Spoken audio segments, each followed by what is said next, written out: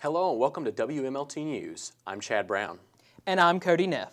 Senator Joe Manchin made an appearance this past Monday on his Common Sense Solutions tour. Bailey Gillespie has more on his visit. Concord University welcomed Senator Joe Manchin this past Monday when he came to speak with the faculty and students. On his Common Sense Solutions tour, he will be speaking with individuals to discuss solutions for achieving a stronger West Virginia.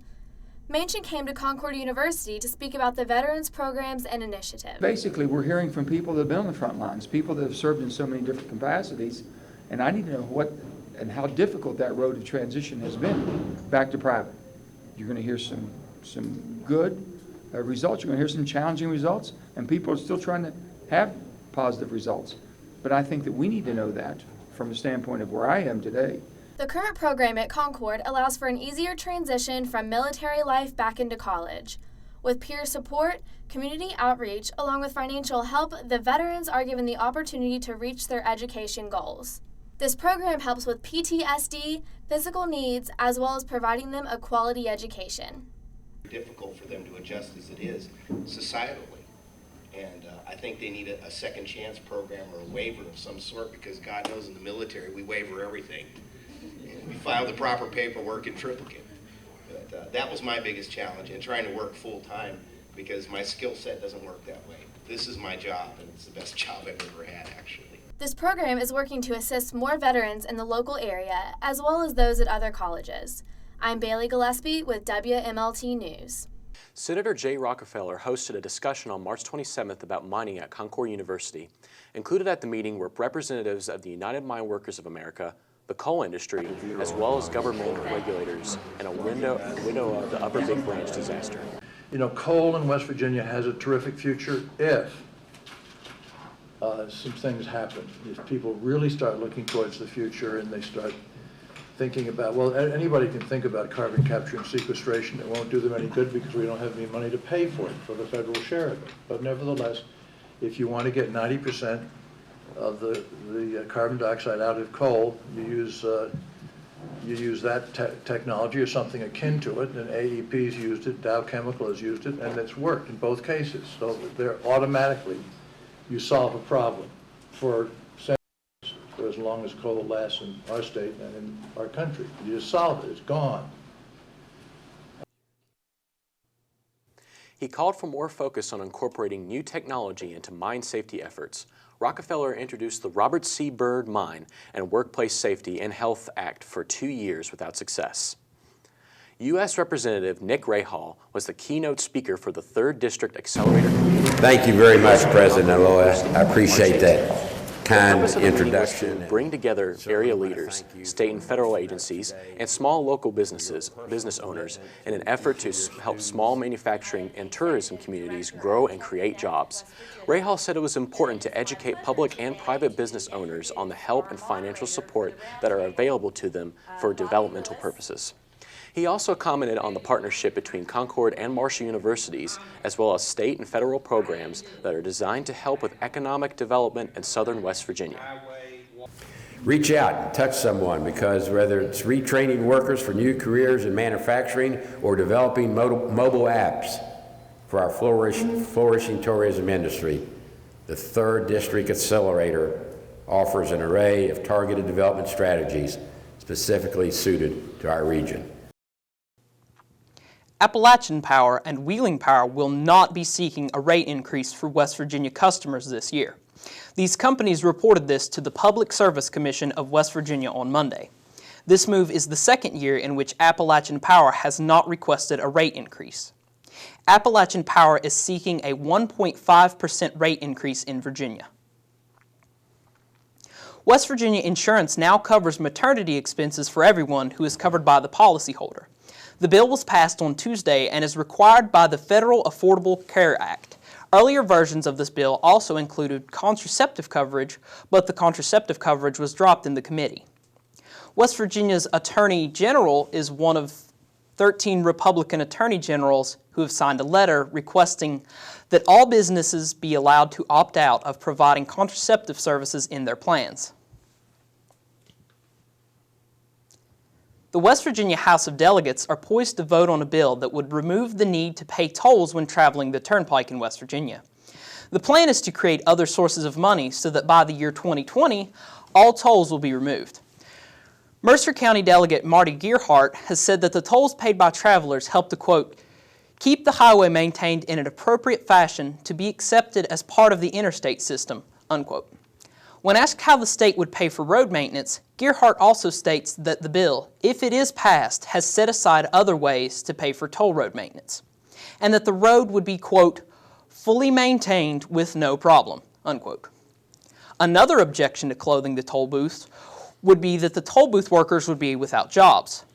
Gearhart says that they have, quote, got a situation put together where these employees are going to be offered jobs in state government to maintain their employment, unquote. A major vehicle pileup in the Fancy Gap section of Interstate 77 on Sunday left 3 people killed and 25 others injured. Nearly 100 vehicles were involved in the accident, which began around 1:15 in the afternoon when heavy fog blanketed the area. Virginia authorities determined that there were 17 different crashes in the accident as a whole.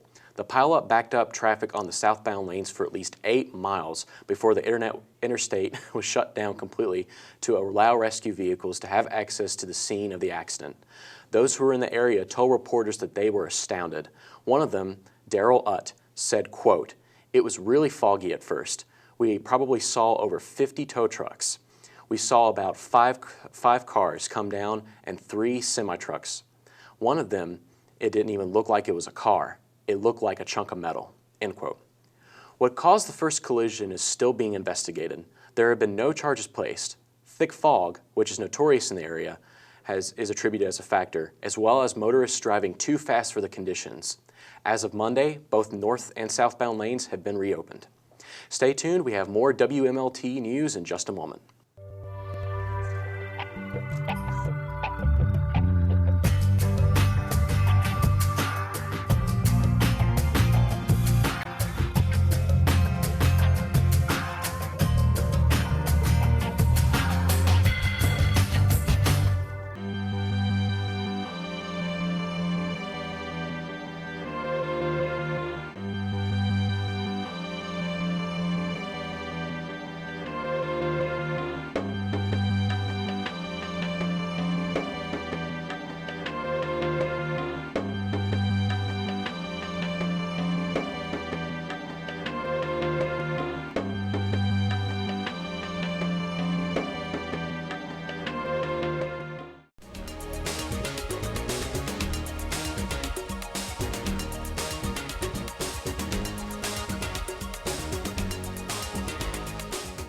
Welcome back.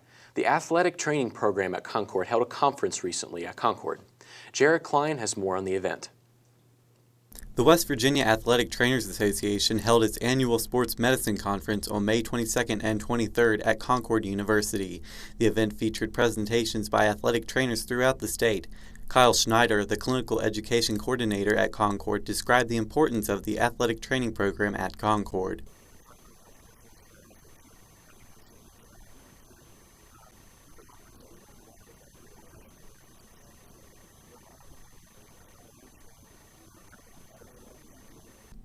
In the past, the conference has been held in such places as Morgantown and Charleston, and this was the first time it was held in southern West Virginia. Schneider is happy to see it come down to this part of the state.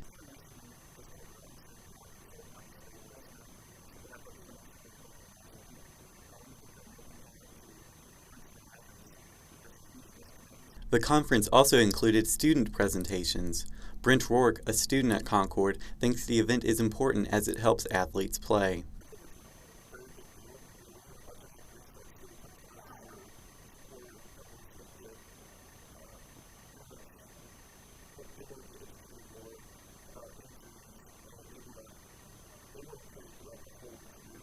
Reporting in Athens, I'm Jared Klein, WMLT News. West Virginia may be planning to build a new casino with revenue from its other 5 casinos. Senator Clark Barnes is in favor of a newer rural casino built in Franklin, West Virginia. Pendleton County, with a population of 721 according to the last census. According to Barnes, this new casino would draw customers from neighboring state Virginia. The project is to be placed on the Highlands Golf Course, and building costs are estimated at $60 million. President Obama announced an initiative on Tuesday which will better help our understanding of the brain.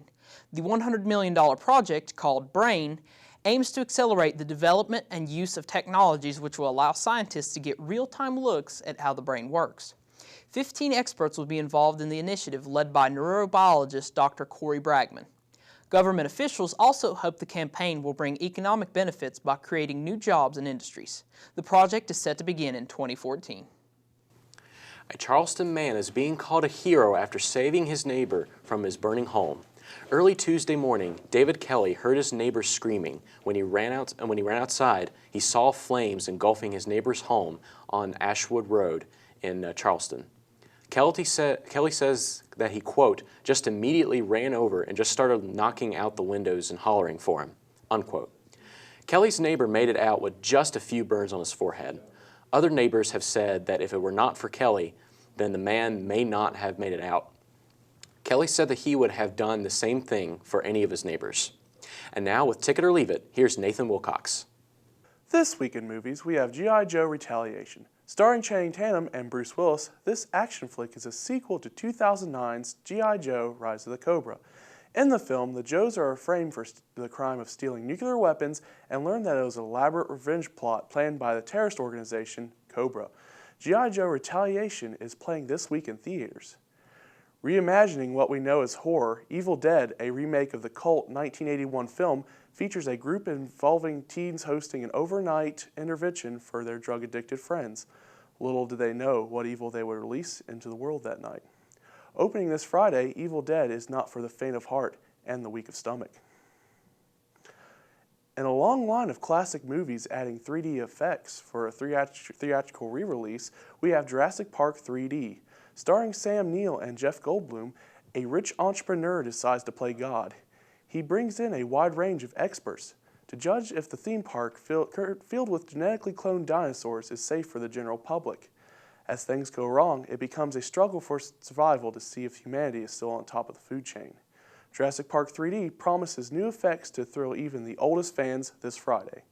And that's it for this Take It or Leave It. Now back to the desk.